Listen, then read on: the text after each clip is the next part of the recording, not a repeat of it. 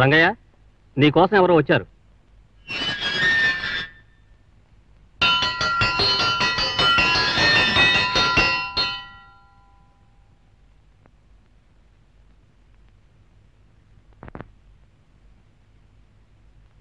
ఉంటాను మాస్టర్. అలాగే నాయన. అయ్యగారు లేవరా లే. అయ్యగారు, నన్ను తిట్టండి, కొట్టండి, చంపండి అయ్యగారు. నా మీద జాలి పడకండి అయ్యగారు. ఊరుకోరా, నువ్వు కేవలం నిమిత్త మాత్రుడివి. ఈ వార్త తెలిసి అమ్మాయిని చూసే ముందు నిన్ను చూడాలనిపించిందిరా. గుండెల విషేలా ఏడ్చే నిన్ను ఓదార్చాలనిపించిందిరా. అయ్యగారు, మీకు నా మీద కోపం లేదా అయ్యగారు? కోపం ఎందుకురా? నాకు నువ్వేమిటో తెలీదా? నీ మనస్సు ఏమిటో తెలీదా? నువ్వు కావాలని పూర్ణమ్మకు అన్యాయం చేసేవని ఆ దేవుడు దిగొచ్చి చెప్పినా నమ్మనరా నేను.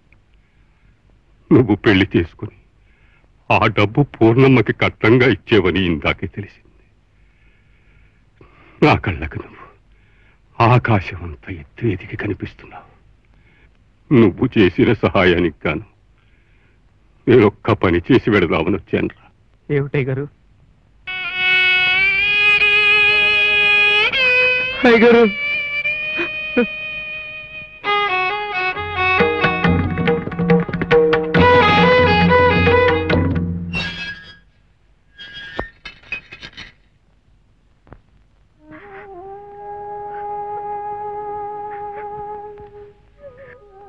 అమ్మా, అయిపోయింది, అంతా అయిపోయింది. చేతులతో అమ్మాయి గారు బొట్టు జరిపేశానే. ఊరుకో బావా, నువ్వేం తెలిసేసావు? ఏమకైనా అపకారం సైనోడమ్మా నా బిడ్డ. ఆడి చేతుల్లో మడిసి చచ్చిపోవడం అంటే ఏ జలములో చేసుకున్న పాపకరం అనమ్మా. గంగా, ఏంటి మావా? అమ్మాయి గారి కాళ్ళ మీద పడి సేవించమని అడగండి. కంటికి కునుకురాది. నేను ఏడు నుంచి కదలడానికి లేదు. నేను కలిసి ఎట్టాగైనా ఒప్పించి ఏడుకు తీసుకురావాలి. అట్టాగే మావా, నేను తీసుకొస్తాగా.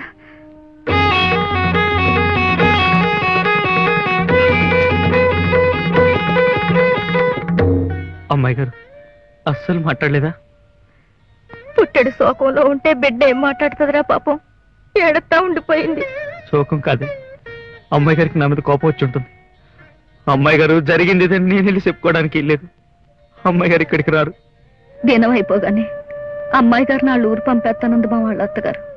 అమ్మాయి గారిని చేసుకోవడం వల్లే వాళ్ళ కొడుకు చచ్చాడని, ఆ అమ్మ వల్లే వాళ్ళ వంశం నాశనం అయిపోయిందని తిట్టిపోతుంది ఆవిడ.